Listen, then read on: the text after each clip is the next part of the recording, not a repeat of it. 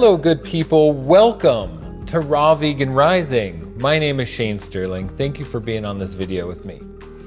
Are you ready to go raw vegan? There's a bazillion questions. I've got 10 of them we're going to talk about in this video. Now, I can't talk about every question because there are so many, but feel free to leave your questions in the comments. I will answer them. And anyone else who's an experienced raw vegan, answer the questions in the comments. That would be helpful for people. So we're going to go over 10 that I've pulled from my social media accounts, from Instagram, from YouTube, people that have asked questions that I've just compiled because it's helpful to talk about these things. What qualifies me to talk about it is I've been a successful raw vegan for 2 years. It's completely transformed my life. I've been thriving. I've been vegan for a long time in my life, 15 consecutive years, off and on, mostly vegan for a total of 29 years. And this is the current evolution for me, is raw food, whole food only, unprocessed foods. I don't do any sugar, no alcohol or caffeine, no stimulants, no starches, just raw fruits and vegetables, nuts and seeds. It's completely changed my life. In fact, it makes me feel more a part of humanity than ever before. I used to really not like being part of humanity, but since being raw vegan, I feel like I've completely opened up. I've completely blossomed into who I'm really destined to be, you know? And I want to talk about these because I know it's going to help people understand what the logistics are of going raw vegan. Okay. Question number 1. How much weight can you lose going raw vegan? Okay, it's important to never go raw vegan for weight loss. It's always important to go raw vegan for your best health possible. So we don't want to do raw vegan for weight loss, but it is a natural byproduct of detoxification, getting the hang of eating raw food, allowing your body to cleanse out and rebuild. So weight loss on a raw vegan diet is temporary. If you want to use raw food for weight loss, again, it's going to be temporary because you know what happens? Our body finds homeostasis, even homeostasis. That means if you're underweight, if you have eating disorders, it's going to bring your weight up. It's going to create a healthy relationship with food on every level. If you're overweight, same thing.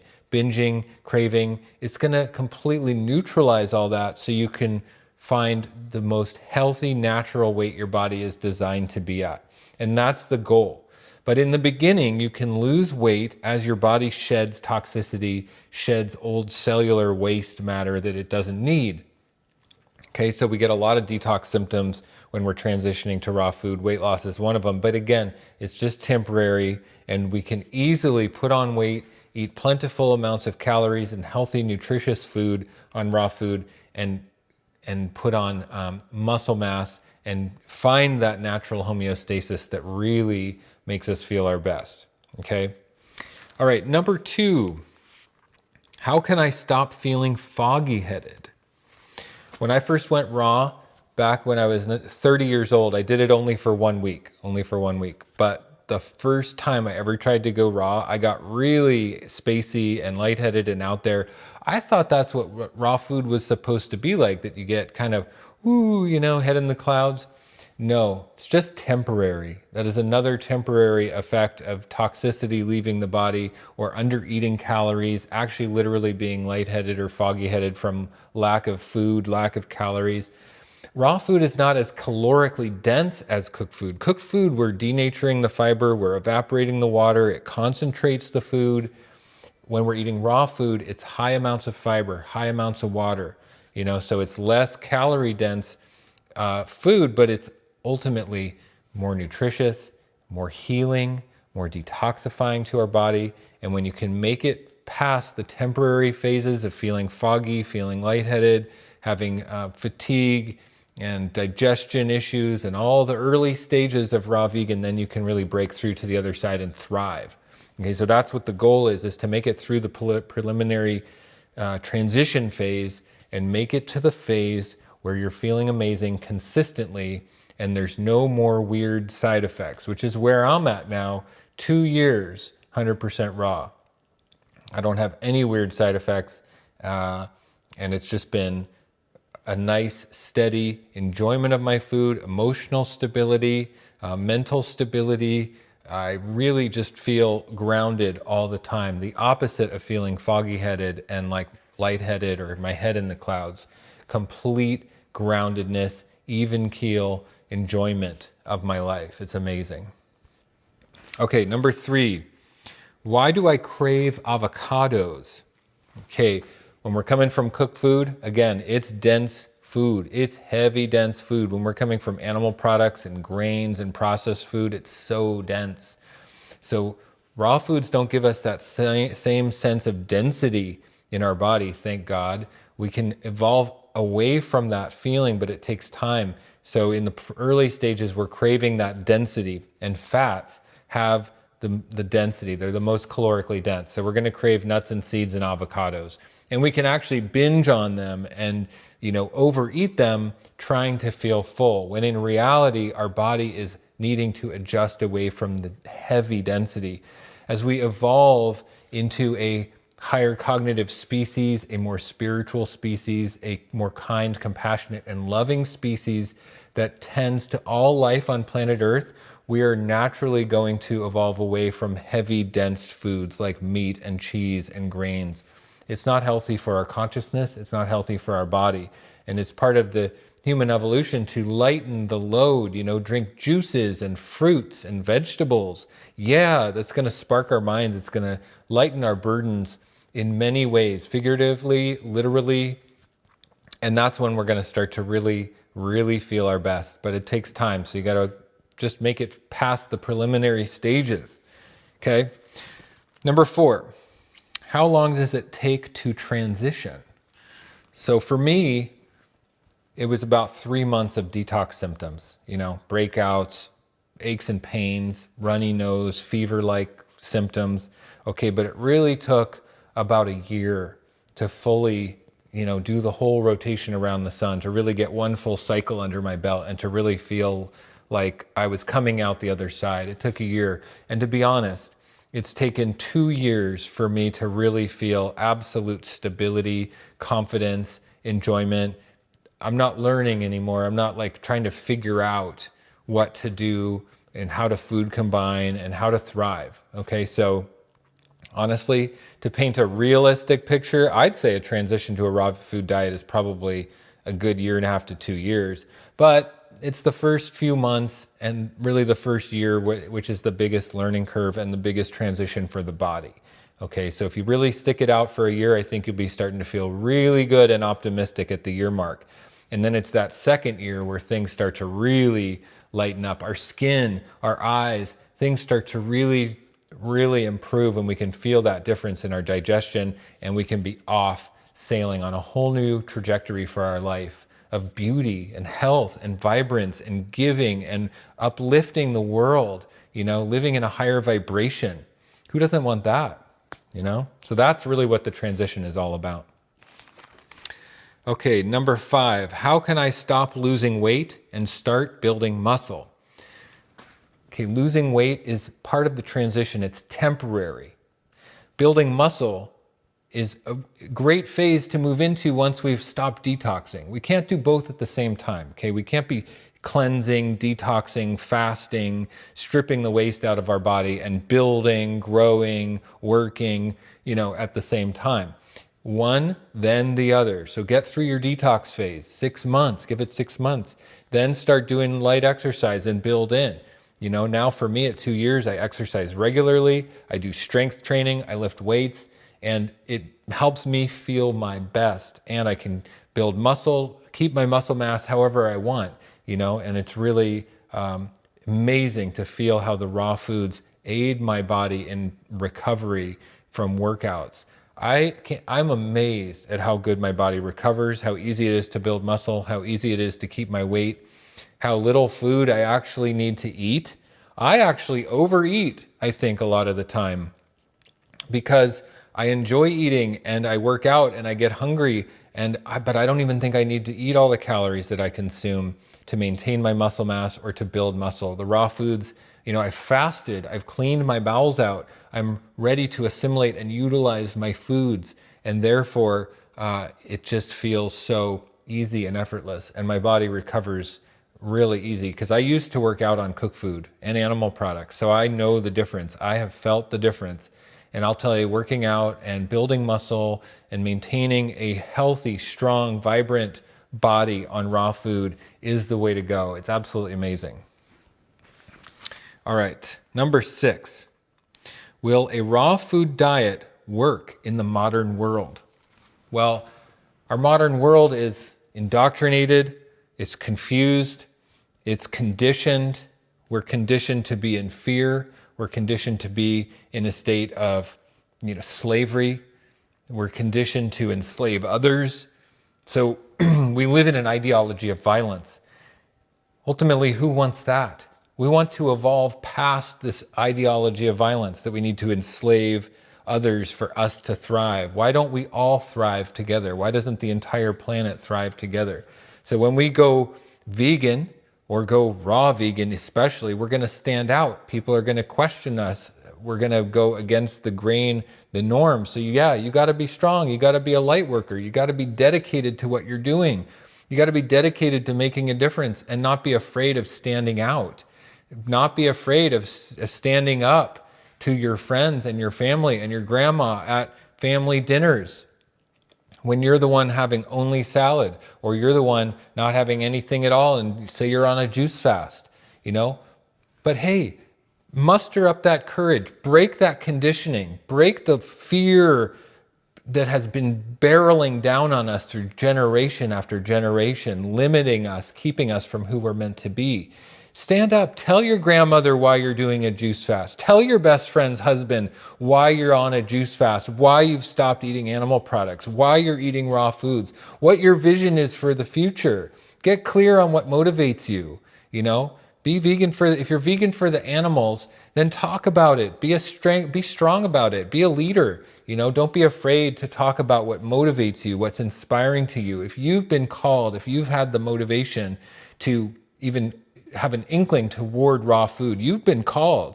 You've got the calling in your heart, and that means that you've got to muster up the strength and the courage to stand out, And just like a celebrity who becomes famous, there's going to be people that hate them and people that love them. When you stand up for yourself, and when you stand up for what you believe in, and you voice your opinions and your convictions, you'll have haters and you'll have people who love you, okay? It's just part of the process. So don't be afraid of it. Embrace it.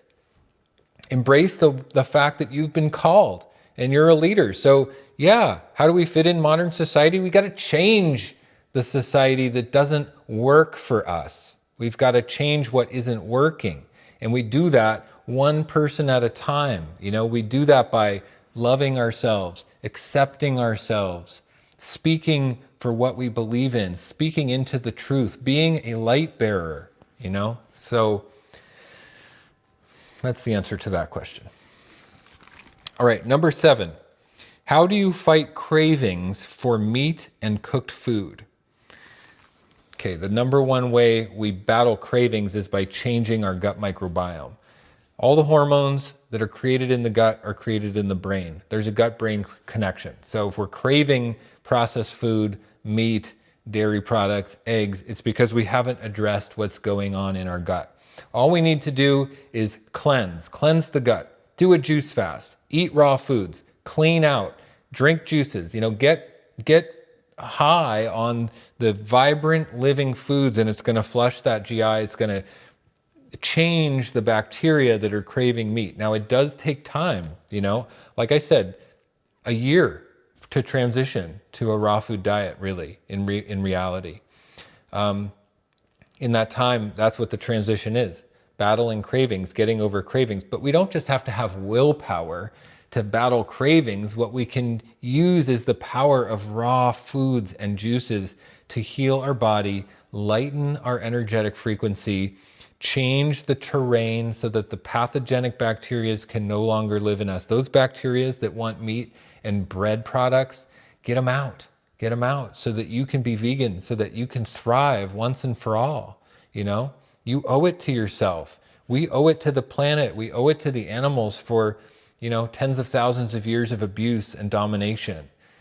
We've dominated in a way that is unhealthy for us, and we have the repercussions in our civilization. We dominate each other, we control and enslave and manipulate each other because we do that. It's in our ideology to the animals. So we got to stand up for what's right and take responsibility. And taking responsibility means kicking the cravings for meat and cooked food and junk food and processed food. Let's get on with it. We don't need any of that stuff in our life. Let's get on with it, you know? Let's get on with health. Let's get on with vitality. Let's get on with changing this planet for the better. Okay, number 8. A raw food diet is intimidating. How do I start? When I first thought about going raw, I was intimidated too. But it's really about a step-by-step process, detoxing the body. So the way to a raw food diet is not by just eating raw food and pushing through with willpower and standing up to cravings. It's detoxification. Cleanse the body, cleanse the bowels, cleanse the blood and lymph, cleanse the biofilms out of your body. Eat mucus-dissolving foods, astringent fruits, juices, cilantro and parsley juices, lemon and ginger and turmeric juices, apples and cucumbers and kale in your juice. Drink the dark leafy green juices. Naturally, when you start to intake more bioavailable foods, more bioavailable nutrients and biophotons and electrolytes and minerals, you're going to naturally start to flush waste, heal the organism, heal the human organism. So it's not a matter of pushing, it's a matter of following the path. So the path is detoxification and cleanliness. Okay, and when we step on that path, everything gets easier. All right, number 9. Haven't humans adapted to cooked food? Well, just because we've been doing it doesn't mean we should continue doing it. I mean, if someone jumps off a bridge, are you going to jump off a bridge? I mean, the lemmings all go off the cliff together. Yeah, we've adapted to cook food, but what have we gotten out of it? I mean, we get more caloric density out of it, but do we get better health out of it? I don't think so. Look at the health of humanity as we stand. We have lifestyle diseases like inflammatory irritable bowel disease, inflammation diseases, dementia, cancer, Alzheimer's, diabetes. These are all lifestyle diseases. These are diseases that come from the food that we eat. So are we healthier because we're eating cooked food? Well, those diseases don't exist in nature where all the animals are eating raw foods as they're designed from Mother Nature for our biology. Wild snakes don't all need to eat different diets. Wild horses don't all need to eat different diets. We have a biological species-specific diet that feeds our organism to the highest potential possible. And that diet is going to be what's in accordance with natural law and Mother Nature. It doesn't take, thinking too deeply about it to realize we might have taken the wrong turn in thinking that we need to only eat cooked food. We think of raw food as a side or as an afterthought, but really raw food should be 80% of our diet. So the cooked foods have got us sick and confused and indoctrinated, and it doesn't serve us. So do we want to continue on with that? The evolution of humanity is moving to higher vibration, lighter, more kindness, more compassion, more empathy. How do we get that? From connectedness. Connectedness when we eat the raw foods, and it lights up our internal connection, our cellular communication, the electrical activity in our body, which then tunes us in to the electrical frequencies around us, and we can literally feel our connection to all living things. People often argue, well, there's never been a vegan culture in the history of humanity. And I say, until now. I've been vegan 15 consecutive years and mostly vegan for 29 years. And there's vegan people all over the world. It's growing faster than ever. And really, most of the population of planet Earth can't afford meat anyway. So we are mostly a vegan society, the global population of humanity at large. So there's never been a vegan culture until now, and it's only growing, and people are going to be more inspired by raw food and raw veganism as we get activated, as we get the calling in our heart to stop the insanity, stop the conditioning and the madness and the suffering that we're experiencing, and to rise up and to get out of it, you know? So we're all coming along, and this is what it looks like. This is what it looks like. We're leading the path here. Okay, number 10, the last question that we have time for today on this video. How do I get all the nutrients I need on a raw vegan diet? Okay, we need to eat original, first source, plant and sun nutrition. When we eat animals, it's all secondary source. We think we need to get omega-3s from the fish and the DHAs in the fish, but the fish are just eating the algae and the plants. We need to eat the simplest microstructures possible. So that's raw fruits and vegetables, but also sea vegetables. And one of the most nutritious foods on the planet is algae, chlorella and spirulina. Highly nutrient dense foods. We need a variety of nuts and seeds. We need a variety of dark leafy green vegetables. We need a variety of fruits, seasonal, local fruits, preferably grown, in your area that you can pick up at farmers markets. And if we're only eating food from Walmart, yeah, we might not be getting everything we need. We need to be smart. We need to be educated. We need to be focused on the health of our body and the health of our ecology on a global scale. So we need to be supporting farmers who are growing organic, using permaculture methods. And luckily in the area I live in, Northern California, that's abundant here.